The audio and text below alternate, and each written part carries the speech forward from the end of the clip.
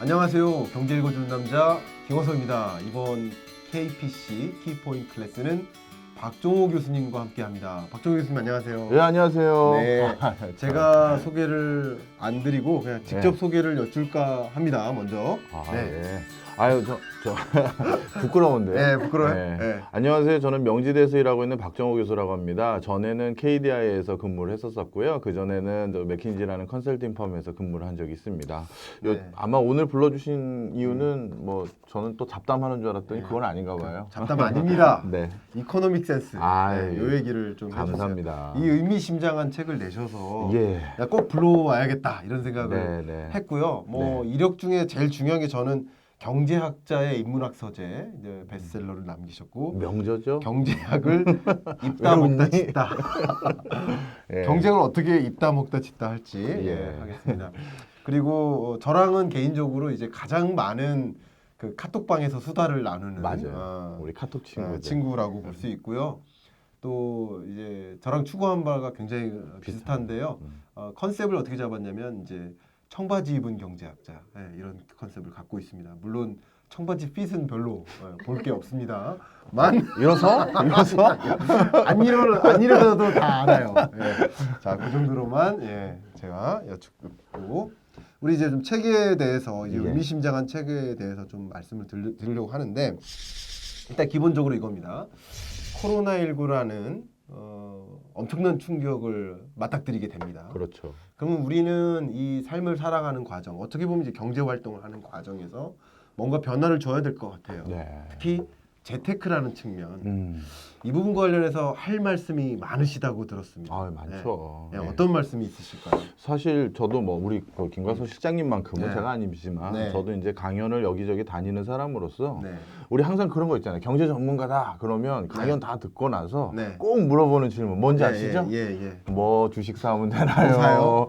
부동산 어디 하면 되나요? 이 소리를 정말 많이 하세요. 네. 근데 제가 네. 그냥 그 소리를 뭐 그냥 그 재미있게 처음 듣다가 이게 저도 이제 뭐 이런 강연 활동하고 또 이렇게 대중 활동한 지가 꽤 됐는데 이게 끊임이 없는 거예요.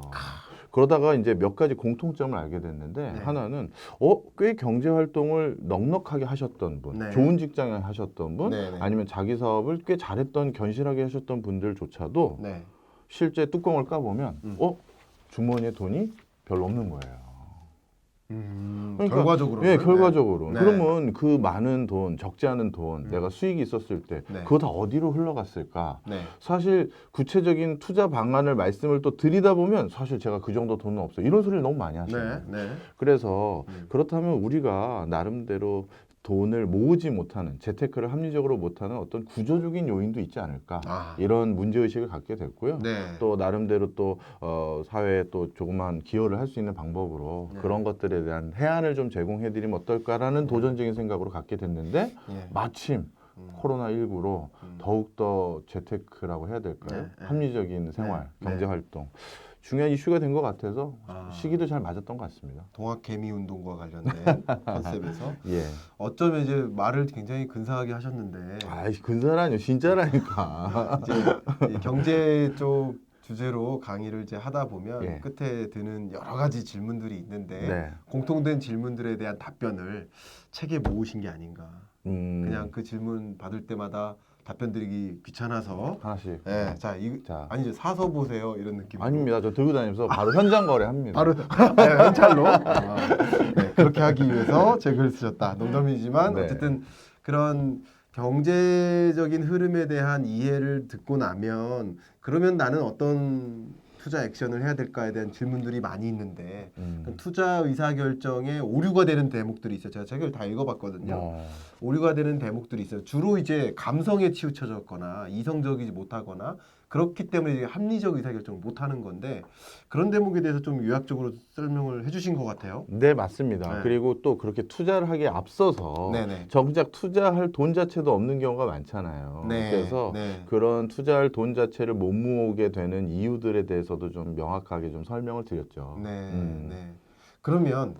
그러면 이 이코노믹 센스, 그러니까 경제적인 감각, 사실 말씀드려보면 이제 경제학을 공부하지 않은 사람들을 보면 대화의 내용이 좀 다를 때가 많아요. 예를 들면 이게 좀 어려운 표현이지만 뭐 기회비용이라는 단어를 충분히 이해하지 못하기 때문에 혹은 뭐 매몰 비용과 같은 뭐 이런 감각이 없기 때문에 이제 합리적으로 의사결정을 네. 하지 못할 때가 많이 있어요. 네네. 결국 이제 그런 부분들에 대한 경제적인 감각을 갖는 거, 이코노믹 센스를 갖는 거 네. 굉장히 중요한데 네. 어떤 사람이 이 책을 읽어야 될까요? 저는 사실 저 책을 팔려는 의미가 아니라 팔려고 온 진짜로. 거 다 아니까. 아니, 진짜로 말씀하세요. 진짜로 우리가 하루에서 제일 많이 내리는 의사결정은 다 경제적인 의사결정이에요. 네. 지하철을 탈까, 택시를 탈까, 네. 생수를 마실까, 그냥 생수를 하나 더 살까. 네. 뭐 그런데 그 의사결정 대부분이 경제 활동에 관련된 거고. 네. 그러면 그런 일련의 의사결정이 다 축적된 게 그렇죠. 결국 내 삶인데. 삶이죠. 그러면 이거는 결국 답이 나왔네요. 모든 사람의 관심을 둬야 되는 거죠. 네. 그러니까 우리의 삶은 결국 경제적인 선택을 다 합한 건데 그렇죠. 경제적인 선택이 비경제적이었다 네. 지금까지. 그럼 비경제적인 삶이 나오지 않겠느냐. 그렇죠. 네. 우리 삶이 합리적이었는지 슬기로웠는지 행복했는지는 네. 결국 경제적인 선택과 무관하지 않을 정도가 아니라 그 결과의 총합이다. 너무 좋은 이야기. 네, 그래서 저는 정말 이 책에서는 어려운 경제 교과서 내용이 아니라 일상생활에 대한 내용들을 좀 많이 다뤘고요. 네. 그 과정에서 또 경제 교과서에 있는 뭐 기회비용 이런 단어들은 사실 많이 뺐죠. 제가 너무 깜짝 놀랐습니다. 네. 책을 읽고서는요. 네. 경제적 센스를 갖게 만들려면 경제에 대한 그 기본을 일단 알려야 되거든요. 근데 이런 걸 왜 모르고 의사결정하느냐라는 식의 접근일 줄 알았는데 책을 열어보니까 그런 경제학적 용어들이 거의 그냥 다이어트 되어 있어요. 그래서 또 놀랐거든요. 어떻게 이런 글을 쓸 수 있으신 거예요? 맨날 게임만 하는 줄 알았는데. 여기서 개인적인 취미까지도. 네. 네, 뭐 사실 정말 그 주로 제가 경제 집필을 하거나 네. 연구를 할 때 네. 제 주로 방법론은 사실 관찰이에요. 관찰. 네. 이 책에서도 한 그 꼭지가 있었는데 네. 어느 날 이제 그 여성분들하고 우리 SPA 매장이라는 데 있지 않습니까? 네, 네. 뭐 자라라든가 또 뭐죠 그 유니클로 이런 SPA 매장들을 몇 번 가다가 묘한 공통점을 발견하게 됐어요. 그게 이제 이런 챕터의 하나의 시작인 거죠. 이상하게 SPA 매장들의 공통점 중에 하나는 공통점. 예 매장이 생각보다 굉장히 커요. 다른 옷가게보다도 그러네요. 굉장히 네, 커요. 맞아요. 큽니다. 예, 예. 굉장히 큽니다. 그래서 그게 왜 이럴까? 그다음 두 번째 네. 계산 매대가 굉장히 또 넓어요. 매대가 넓다. 예, 네. 그러니까 통상적으로 우리 다른 옷가게 가면 창구 직원, 매대 직원이 계산해주는 캐시어가 한두 명인데 네. 여기는 한 5-6명 쭉 있어요. 그렇죠. 네. 네. 그 다음에 그 공간자 뭐 하여튼 뭐 이런 것들인데요. 네. 그래서 이걸 좀 면밀하게 살펴봤더니 굉장히 교묘한 우리 주머니를 털기 위한 기업들의 고심이 있더라고요. 아, 그렇습니까? 대표적으로 좀 말씀을 드리면 이런 SPA 옷들 같은 경우는 저가의 옷들이다라는 생각 때문에 우리가 선입견을 갖게 되죠. 그렇죠. 어떤 느낌이겠습니까? 네, 네. 당연히 뭐 싸구려다. 싸구려다. 그러니까 품질이 떨어진다. 이렇게 될 거라고. 올해만 입자 뭐 이런. 맞아요. 네. 그러면 이걸 진짜 싸구려 옷처럼 보여지게 만들지 않으려면 네. 이 옷을 쉽게 얘기해서 DP를 잘 해놔야 되거든요. 그렇죠. 그럼 이 옷 자체가 이게 3만 원짜리 같은 느낌을 안 주게 만들려면 네. 어떤 옷은 마네킹의 옷을 입혀서 탑 조명으로 쏴준다든가 예. 어떤 옷은 그 옷만 딱 놓는 한 매대 위에 여러 가지랑 놓는 게 아니라 네. 이런 공간들이 많이 필요한데 네. 그런 공간적인 연출을 충분히 하기 위해서는 당연히 네. 어떻게 되겠습니까? 공간이 넓어야 돼요. 넓어야겠죠. 커야 되는 거죠. 예. 그러니까 이 옷을 싸구려로 보이지 않게 만들기 위한 연출을 하기 위한 공간상의 이유로 그게 커야 되는 이유가 하나 있고요. 네. 그다음 두 번째는 여기 이 값싼 옷은 사실 우리가 어떤 고가의 명품 옷과 달리 목적성을 가지고 딱 거길 가는 게 아니에요. 네. 우리가 TV 드라마에서 어느 유명 연예인이 보고 있는 명품 옷 이걸 보고 몇 달 며칠 돈 모아서 나 네. 그거 사러 가야지 네. 라고 해서 가는 게 아니라 네. 그냥 친구랑 어디 지나가다 야 한번 들어가 보자 이런 기분 그리고 조금 약속 시간보다 일찍 왔는데 한번 들어가서 여기서 시간 때울까 이런 곳인데 그렇죠. 그런데 여기에서 이걸 들어가야지만 소비가 되잖아요. 네. 근데 매장이 크지 않으면 네. 바깥에서 슬쩍 보게 돼요. 보고 아. 안에 대충 봤어. 아유 뭐 뻔하네. 네. 그러고 가게 되는데 네, 네. 매장이 크게 되면 일단 들어가게 됩니다. 그렇죠. 들어가서 저 안쪽에 뭐가 있는지 안 보이니까. 네. 그러다 보면 어떤 일이 생기느냐? 이건 저관여 제품이란 말이에요. 네. 그러니까 3만 원짜리, 5만 원짜리, 때로는 10,000원도 안 되는 티셔츠도 있고. 그럼 들어만 오면 야, 이거 10,000원도 안 되는데 2만 원짜리인데 커피 한 3잔 값인데 네. 하나 사야지. 이렇게 될 수가 있는 거죠. 따라서 매장을 크게 만들어야 될 이유가 거기에도 있고요. 들어오게 만들고 그렇죠. 그다음에 매매로 연결되게 만들고. 그렇죠. 들어왔었을 때 또 싸구려 옷 같지 않고 이 가격에 저렇게 예쁘게 DP가 되어 있다? 네. 더 구매로 이어질 가능성이 많은 거죠. 네네. 자, 그 다음에 마지막으로 해서 물건을 하나 집었어요. 네. 집고 이제 내가 이거 계산하고 나가려고 하는데 만약에 캐시어에 줄 쓴 사람이 7, 8명씩 있다? 네. 그럼 이 3만 원짜리 옷 하나 사려고 그 캐시어에 7명 줄 서가지고 사가는 사람? 거의 없겠죠. 그렇죠. 따라서 여기는 매대가 다른 어떤 옷 브랜드보다도 매대가 넓어서 바로 줄 안 쓰고 계산하고 바로 나갈 수 있게끔 해줘야 될 이유가 네. 바로 거기에 있는 거예요. 아. 그러니까 매대의 위치, 그 다음에 캐시어의 숫자, 그 다음에 조명의 위치, 매장의 크기 이런 모든 것들이 네. 어떻게 보면 우리 저 김광수 실장님도 집에 네. 사놨지만 안 입는 옷들 꽤 있으시죠. 있죠. 예. 저도 마찬가지거든요. 예. 바로- 코트인데 예. 4년을 안 입은 코트가 있어요. 그건 저 주시면 되고 예. 예. 자. 쫄티로 입으세요. 저 그렇지 않다고 몇 번을 얘기해요. 예, 말씀해주세요. 자, 예. 그래서 음. 바로 제가 이 책에 지금 한 단면을 말씀드린 건데 네. 그런 우리가 한 번 사놓고 안 입은 옷들 네. 그 금액들 다 합치면 아마 우리 삼성전자 주식 몇 주라도 더 할 수 있는 거죠. 네네. 그런데 그러지 못했던 이런 구조적인 이유들, 어떤 사회적인 장치들, 기업들이 교묘한 전략 전술들, 장치. 예, 이런 것들을 잔뜩 녹여놓은 거죠. 그러면 소비자의 비합리적인 의사결정을 네, 갖게 되는 이유 중에 하나로 네, 이제 일종의 기업의 현혹, 속임수, 뭐 그렇죠. 이런 것 때문이다라는 것을 말씀 주신 거네요. 네, 그걸 알고 나면 그 현혹을 대응할 수가 좀 있죠. 그런 느낌이네요. 속임수라기보다 이제 마케팅 예. 전략이죠. 오케이, 예, 좋습니다. 또 그러다 또 기업 강이 끊겨. 그러지 마. 네, 알아서 자, 그러면 그 현혹 말고 또 어떤 것들이 있나요? 왜 합리적인 의사결정을 못 할 때가 있나요? 사실 이제 네. 기업들 입장에서는 적겠습니다. 첫 네, 번째는 그런 소비자들을 더 선택하기 위한 방법으로 예전에 전통적인 방식에서 점점 더 디벨롭되는 것들이 많아요. 네네. 대표적 그 중에 하나가 이제 의식의 세계에서 우리를 설득하는 수준이 아니라 무의식의 세계를 자극해서 우리의 주머니를 터는 전략 전술을 많이 하고 가는데 자, 무의식 나왔습니다. 네. 무의식. 대표적으로 우리가 무의식 중에서 우리가 통제할 수 없는 의식들 뭐가 있을까요? 통제할 수 있는 의식, 할 수 없는. 할 수 없는 의식. 예, 자, 우리 네. 오감이라고 하잖아요. 네, 네. 미각, 촉각, 시각, 후각, 그다음 뭐가 있을까요? 청각. 그렇죠. 우리 스텝 네. 감사합니다. 감사합니다. 잠깐 출연했다가 오늘 책 싸게 드릴게요. 네, 어쨌든 자, 그 오감각. 자, 예. 그 중에서 우리가 네. 스스로 통제할 수 없는 대표적인 감각 뭐가 있을까요? 스스로 통제할 수 없는 거 바로 후각이죠. 그렇죠.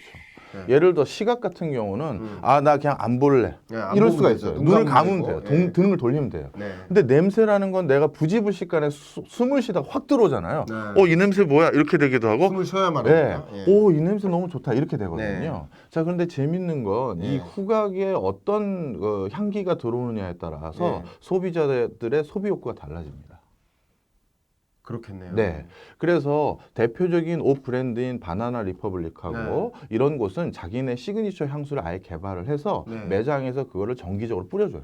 매장에서. 예. 그래서 처음에 이걸 뿌리고 나서 조사를 해봤더니 이 향기를 뿌리고 난 뒤에 소비자들의 반응을 봤더니 자기 매장 안에 체류하는 시간이 15% 이상 더 증가한 거예요. 그리고 체류 시간이 15% 이상 증가하니까 당연히 구매로 이어질 확률 또한 다시 그렇군요. 거기서 20% 가까이 증가를 한 거죠. 아. 바로 이렇게 향기와 같이 무의식을 자극하는 마케팅을 이제 보편적으로 하고 있는데 네. 우린 모르고 있는 거예요. 대표적으로 한번 또 말씀드리면 이게 그러면 옷도 사실 향기랑 관계가 있다고 할 수도 있고 없다고 할 수도 있는데 네네. 더 없는 걸 예를 들어 설명드리면 소니, 네. 소니도 관련이 소니 있습니까? 플라자. 예, 소니 플라자? 전 세계 네. 전자제품 파는 소니 플라자에는 네. 소니가 자체적으로 개발한 시그니처 향수가 뿌려지고 있어요. 네. 그 향수를 통해서 소니 브랜드에 대한 신뢰감, 안정감, 확신을 더 주는 거죠. 네. 근데 우리는 그걸 모르는 거거든요. 모르죠. 은은하게 뿌려지니까. 그렇죠. 또 좀 더 설명을 드려볼까요? 예. 예. 네. 점점 재밌어집니다. 네. 이 책 보통 재미있는 책이 아니라니까. 몇 번을 말씀드려야 돼. 근데 자, 이런 사례들이 쭉 나오는 나오는 거죠. 거잖아요. 네. 대표적으로 또 한 가지 우리가 주목할 건 호텔인데요. 네. 우리가 세계적인 메리어트 호텔이나 리츠칼튼 호텔 같은 경우는 네. 자신들의 호텔에 방문했던 방문객들, 투숙객들에게 네. 만족도를 더 높이기 위해서 네. 향수를 또 잘 활용하고 있는데요. 네. 예를 들어서 우리가 어떤 국립공원 같은 데에 놓여져 있는 메리어트 호텔이나 리츠칼튼 호텔을 갔다. 그럼 우리가 휴양지에 온 느낌이 나려면 어떻게 해야 되겠어요? 딱 그 호텔 로비에 딱 그 문 열고 딱 들어가는 순간 국립공원이면 산림욕 그렇죠. 냄새가 쫙 나야 되잖아요. 나야 된다. 그리고 또 해안가다. 그럼 로비 딱 여는 순간 약간의 짠내, 시원한 향수 나야 되잖아요. 근데 실제 이런 초고급 호텔에 가면 그런 향기가 나는데 그게 실제 그러면 그 산림욕 냄새고 바다 내음이냐? 그게 아니라는 거죠. 예. 호텔에 딱 들어서는 순간 이야 우리 방 진짜 제대로 잡았네. 호텔 제대로 선택했네. 그 인상을 주기 위해서 인위적으로 향수를 뿌려주고 있어요. 그 다음에 좀 더 정확하게 말씀드리면 여성 전용 휴게실이 있을 거고 그 호텔 안에는 그 다음에 비즈니스 센터가 있겠죠. 각각 다른 향기가 뿌려지고 있습니다. 이런 것들이 바로 향기를 활용해서 우리들이 뭔가 좀 더 구매를 하거나 소비를 하게끔 부추겨지고 있는 현상들이 있다는 거죠. 그러면 결국은 제가 뭐 말씀을 이제 끊어서 죄송하지만 아닙니다. 어쨌든 시간이 한계가 있으니까 그러니까 그런 것들, 그런 장치, 현혹이나 무의식이든 뭐 현혹 장치든 이런 것들로 인해서 우리가 생각했던 계획된 것 이상으로 이제 소비가 이루어진다. 뭐 이렇게 판단하시는 거잖아요. 맞습니다. 그러면 결국 우리가 소비를 합리적으로 하려면 사실 이런 것들을 이제 충동 구매라고 표현을 하는데 마케팅학에서는 그렇죠? 그런 것처럼 이제 충동 구매를 좀 줄이고 소비를 합리적으로 하려면 그럼 이런 것들에 빠지지 않고 어떻게 관리를 해야 될까? 나 스스로를 그런 것들에 대한 관심이 굉장히 많으실 것 같아요. 맞습니다. 그래서 이 책을 집필했던 여러 가지 이유들 중에서 우리가 지피지기라고 흔히 하잖아요. 저쪽에서 어떤 행태를 보이는지를 알아야지만 내가 그거에 대해서 대응을 할 수 있지 않겠습니까? 그래서 이 책은 어떻게 보면 좀 전에 제가 후각을 가지고 말씀드렸는데 청각, 미각, 촉각 이런 다양한 부분들의 여러 지금 기업 현장에서 우리의 조금이라도 더 소비를 부추길 수 있는 전략 전술들을 많이 소개를 해드렸고요. 뿐만 아니라 우리 흔히 빼빼로데이니 짜장면 데이니 발렌타인 데이니 이런 저기 기념일들이 있죠. 그렇죠. 우리나라에 365일 중에서 이 기념일이 이제 100일이 넘어요. 뭐 그래서 각각의 이런 것들 그다음에 거의 3일에 한 번은 기념일이 맞습니다. 그다음에 이제 이렇게 나름대로 내가 어떤 그 맥락 속에서 지금 지출이 나도 모르게 이루어지고 있는지를 다 일일이 알게끔 해드리는 거예요. 그게 하나 있고요. 그다음 책 뒷부분은 우리 모두 이렇게 앞부분에 재테크 수단의 방법으로 나의 소비 생활을 한번 반추해 볼 수 있는 기회를 얻었다면 뒷부분은 이제 본격적으로 나도 투자를 해야 되잖아요. 이게 주목이 됩니다. 그래서 투자를 하기 위해서 우리가 살펴봐야 될 몇 가지 요소들 중에서 그 사실 투자 관련한 책든 또 제가 다다음 책을 지금 집필하고 있는 게 있어요. 그러세요? 그게 뭡니까? 이거는 이코노믹 센스가 약간 좀 더 소비를 좀 한번 돌이켜보자라는 소비를 거라면 돌이켜서 목돈을 만드는 거고. 그렇죠?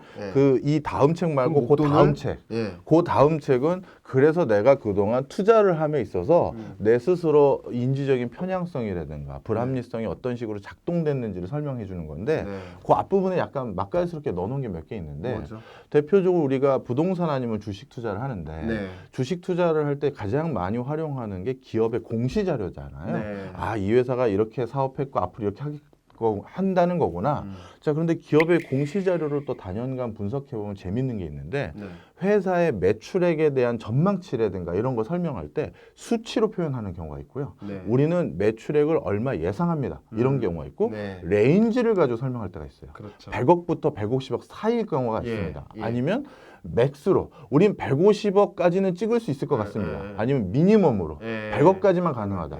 이때마다 회사의 공시 자료를 작성했던 회사 내부 그 사람들의 마음을 알 수가 있어요. 이 문구 자체로. 어떻게요? 예를 들어서 정확하게 수치로 표현되어 있는 곳들만큼은 그 신뢰도가 훨씬 더 높아요. 이건 무슨 얘기냐? 네. 속일 필요가 없고 우린 자신 있게 이걸 제시했다는 거예요. 그 숫자가 그러니까 많던 적도. 올해까지 이만큼 매출액이었고 아니 예상치. 예. 우리는 내년도에는 매출을 얼마일 150억 것이다. 정도 올릴 것 같습니다. 이렇게 네. 딱 숫자를 찍은 데는 네. 뭔가 그냥 얘네는 그 자체에 대해서 그 투명하게 네, 네. 투자자들에게 오픈했구나인데 음. 최저치나 네. 최고치로 오픈을 했던 곳들 있잖아요. 네. 이런 곳들은 실제 달성했을 가능성이 훨씬 더 미약해집니다. 이해가 네. 이게 그동안에 뭐 한 10년치 공시 자료를 어떤 문구로 표현했느냐를 비교 분석해 보면 네. 그렇게 드러나요.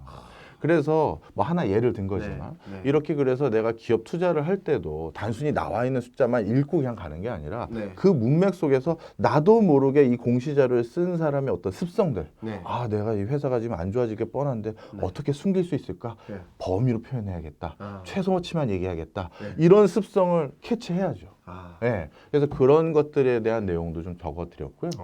또 많은 분들이 저한테 물어보는 것들 하나가 로또 명당에 대해서 많이 물어보세요. 로또 명당. 네. 네. 어디에서 로또 명당을 예를 들어서 그쪽도 전문성이 있으신 건가요? 아니요. 이게 이제 통계학적인 거거든요. 네, 네, 네. 20명 이상이 나왔다는데 네. 그럼 거기가 명당 아닙니까? 그런데 그게 왜 20명이 거기서 나올 수밖에 없는지를 또 설명을 해드렸었고 그래요? 그리고 이 책에 그런 이 책이 내용이 나와 있어요. 그리고 우리나라에서 가장 로또 명당으로 꼽히는 20곳들 중에서 네. 진짜 어디에서는 얼만큼 나왔고 그런 것들도 적어드리면서 거기서 그만큼 숫자가 나올 수밖에 없었던 이유들 그런 것도 적어드렸죠. 네. 네. 아, 하여튼 정말 제가 소개하면서도 정말 풍성한 책이구나 네. 이런 생각이 듭니다. 시청자 여러분께서 알아서 판단하시고 제가 개인적으로 이 표지가 참 마음에 들어요. 네. 네, 이걸 보면은 이 쇼핑백에다가 이 책을 담아가고 싶다는 그런 생각이 듭니다. 원래는 그런 의미는 아니었는데. 그건 아니었습니다. 어떤 의미였습니까? 저는 그런 생각이 우리 이 쇼핑을 하는 우리의 네. 모습이죠. 네. 네, 그거에 네. 센스를 한번 센스를 입혀보자. 입혀보자. 네, 이런 거였어요. 제가 또 우리나라에서 거의 최초의 경제학자이자 디자이너 아니겠습니까? 예. 그래서 책 표지를 고를 때는 나름대로 제 나름대로 상상력을 많이 투영하는 편인데 네. 디자인 할 때도요. 그래서 이번에는 약간 그런 쇼핑백을 그래서 컨셉으로 해서 네. 이렇게 잡아봤습니다. 알겠습니다. 오늘 일단 첫 시간 이렇게 말씀 나눠봤는데요. 제가 부원 설명을 드리면 네. 경제학자이신데 홍익대에서 디자인을 또 석사를 하셨습니다. 이만큼 디자인과 뭐 경제와 경영을 많이 넘나드는 그런 분이시죠. 오늘 말씀 굉장히 감사하고요. 어떻게 내가 그런 의식적인 또 합리적인 소비 활동을 할까에 대한 그 합리적인 경제 활동에 대한 키포인트를 많이 짚어주신 것 같습니다. 이상으로 우리 박정호 교수님과 인사를 나누도록 하겠습니다. 감사합니다. 네, 감사합니다. 네.